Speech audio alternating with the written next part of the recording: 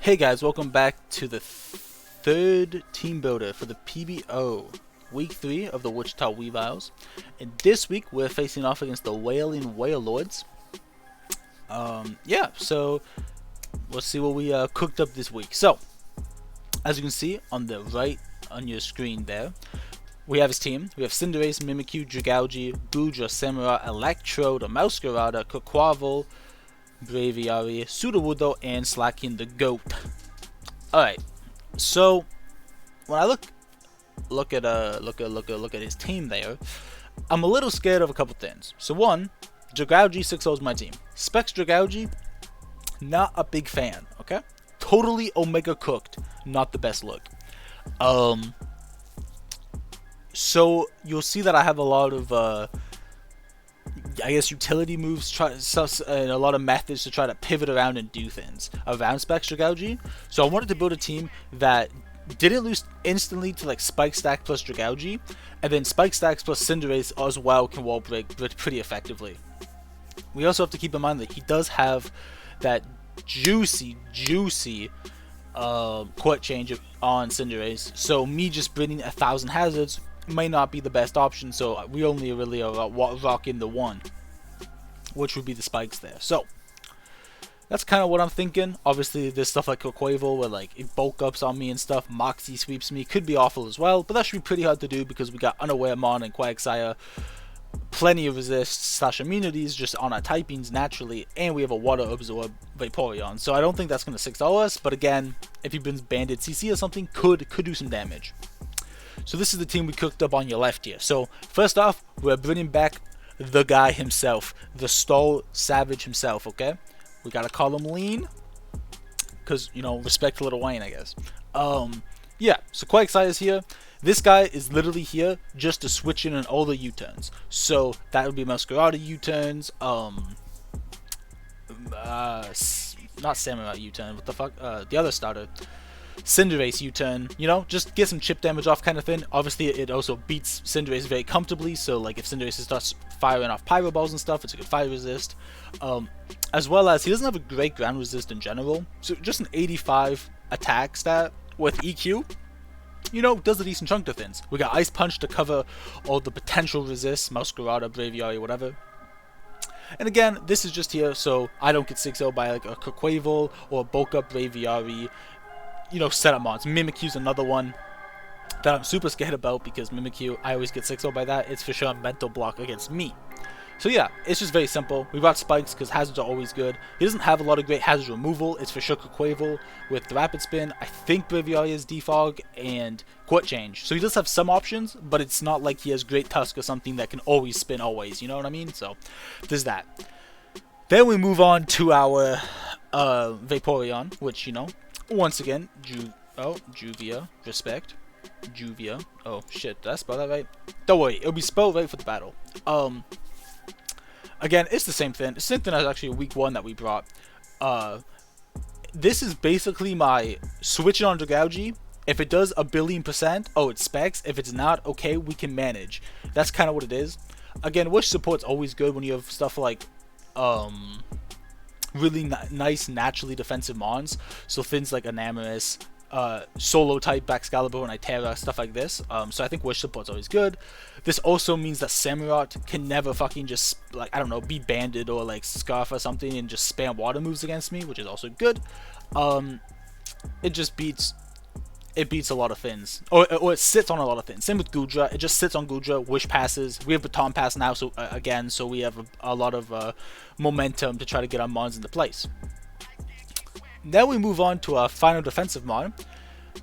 He's making a comeback. He came week 2, and then I kind of just let him get blasted by Clear Amulet fucking Iron Leaves. So no pudding is making a fucking comeback, baby. And this is probably going to be my lead, because this is my anti-Masquerada lead. Basically what's going to happen here is I want to lead it, and with 60 attack investment, I'll basically always bring Masquerada down to its sash if it is sashed, and then I can Aqua Jet next turn to get rid of it. So there should be only one spike on the field. If it is not not specs, what the fuck? If it's not Focus Sash, then Poison Jab is gonna fucking cook the thing. Feels good. I have Crunch because obviously, like, when you look at my set, you can just send in Jagauji, and we want to minimize the momentum that Jagauji gains from being in, because basically it comes in and gets a kill against us. So this is why we're using Crunch, because Crunch does like 33% or something.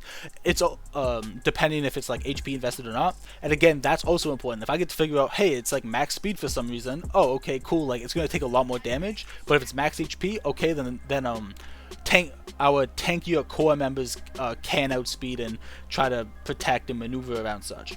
And my final move is Protect, because if I do figure out its specs, for example, then that means I can just Protect when it comes in, or when it goes for its move after it comes in, right? Oh, okay, boom, it goes for Draco Meteor, we go into an Amorous, we have a pivot. Oh, it goes for Sludge Wave, I have a poison type in already, I have a couple poison resists, and obviously Vaporeon can take Sludge Wave way better than something like a Draco Meteor. You know what I mean? And additionally, No Pudding is our grounded poison type, so we can take Toxic Spikes pretty comfortably, which is good. Well, you know what I mean. Not I just absorb them is what I'm trying to say, not take them comfortably. So if he does bring like Toxic Spikes, Masquerada, or Jagauji, this thing can come in and do it. This also, again, always beats every kind of fucking Masquerada. Bless up, because I hate Masqueradas I'm on. Boom. Okay, that's our defensive core. I know I'm talking really fast. I'm kind of in a rush when I'm recording this, but I thought about this a lot, and I think that a lot of this battle will just come down to me playing really well and just a lot of positioning things. I don't think it's a super easy matchup when Jagauji just clicks one move and gets a whole kill on me, and then he has a bunch of crazy revenge killers slash revenge sweepers that can just mess my team up. So I think it's just kind of a player diff game. Then we got Haunter. I have no idea what I'm going to name this. Once again, when we when we get to the battle, it will be named. I gotta figure that out. But this is super cool. So I'm excited to use this because its speed tier is good, and it's scuffed, as you can see. We're rocking Sludge Bomb, Shadow Ball, and Psychic, and Trick, because Trick is never bad. So its speed tier is really good. Scarf Haunter outspeeds +1 max speed, you know, Jolly, all that good stuff, Quaquaval. So even if something dies, and this is +1/+1, Psychic is doing, depending if it's max speed, then it has no HP, so it's doing like 70% with Psychic. So it's a pretty nice like revenge killer in that regard. He does not have a great ghost resist other than Braviary, and then the fake ghost resist that is like AV Gudra, right? AV Gudra obviously is just invincible, but that's different. So again, we can just spam a bunch of stuff. Nice revenge killer. It also is a immunity to fighting moves, which is kind of important because like this high jump kick on Cinderace if I need to outplay. More importantly, there's I'm scared about like Terra fighting, as you can see on your left. His Quaquaval can Terra into a poison in a fighting type. So if he brings like Terra fighting, choice band CC, like I want an immunity to switch in, okay, cool, like we can get momentum back, right? I don't want to just get 6-0'd because Amorous is not taking, even though it's quad resistant, is not taking that exquisitely well. So this is just your standard revenge killer. It's also a spin blocker, which is super cool. So if I can like get in on a Quaquaval spin maybe or something, could be really cool. It's a ground immunity too, so if I need to predict, I don't know, some crazy Earthquake Gudra or something, I don't know, like I can do that. So it's just a really nice speed tier. Base 115 special attack is nothing to sleep on, especially considering this was like a PU mon, right? So pretty excited to use this, especially when I figure out what the fuck to name it. Then we got the GOAT himself, okay? We have Baxcalibur here.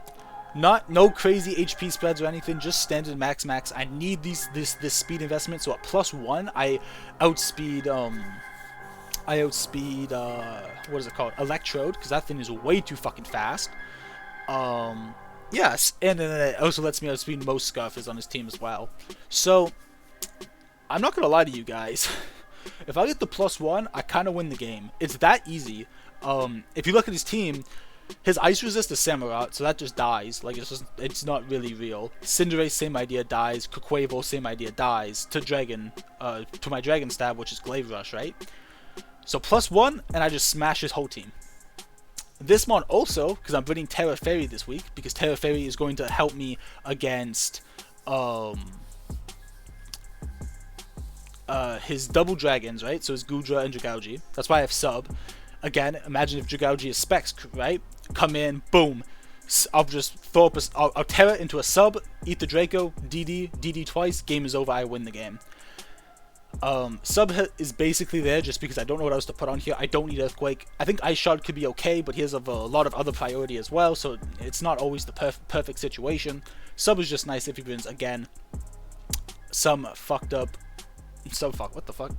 Sorry, the set that fucks me up, which is Specs Dragauji. It's super good in Specs Dragauji. It lets me pivot around and do that.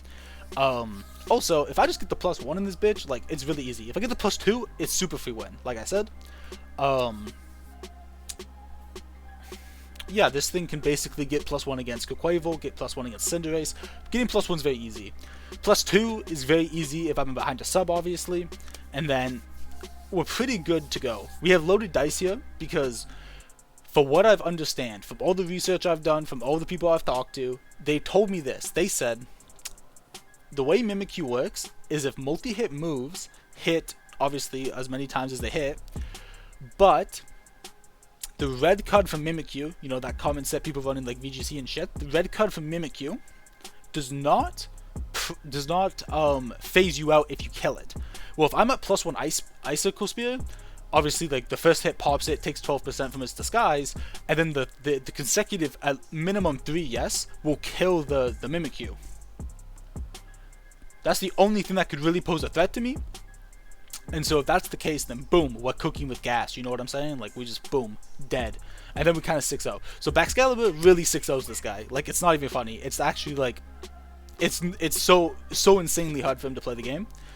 He doesn't have a fairy type, so what he does, it's Mimikyu, but Mimikyu's a very fairy type, similar to our draft when you look at Anemoris.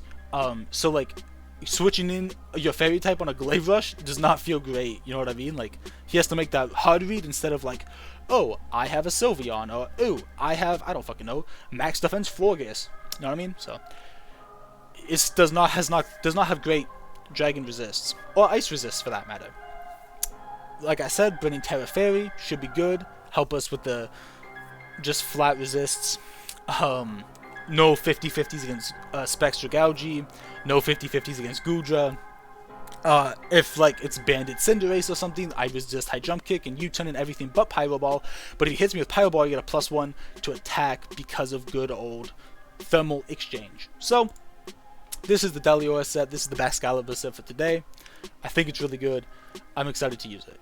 And then finally, you know, every week I gotta have a set to watch, you know, something I get super excited for with the prep. Last week was Overquill.